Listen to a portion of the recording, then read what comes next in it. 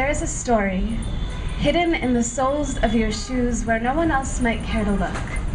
But I see it in the uneven pattern of your steps, in the heavy weight of your shadow as it falls tired behind you.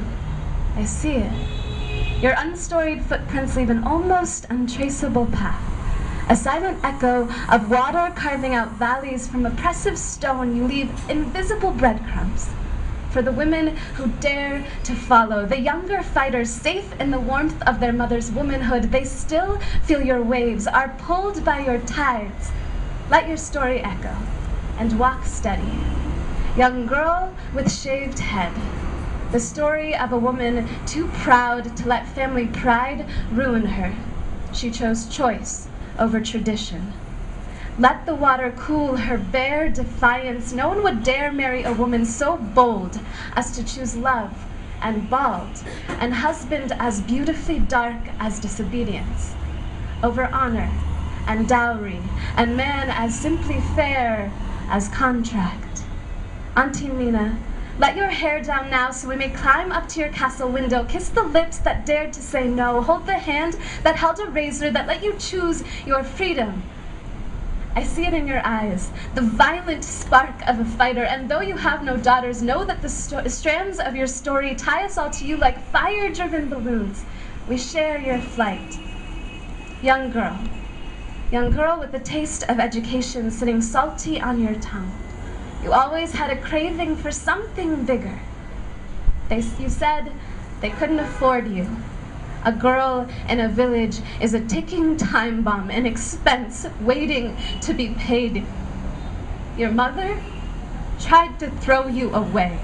Like rice gone sour, her womb had been infected by the wrong genes. And so while she sat, swollen with guilt, your father found a place to keep you, somewhere far away where his mistakes were less visible. Is that why you hate going home so much? Darling Maheshwari, please know that you are loved, and the stories you tell your daughters will be swollen with change. You say you've never struggled, and yet you watched your father and your aunt die because caste said they were fit for no better work than laying stones at the bottom of the well. You hold forgiveness with such grace. I hope one day I can be as beautiful as the strength in your hands, the hands you hope to hold hearts. If I'd grown up faster, you say, if I'd been the cardiologist I dreamed to be, I could have saved them both. Our hearts are already in your hands, I say. Your story keeps the rhythm steady. Your hope reminds me to breathe.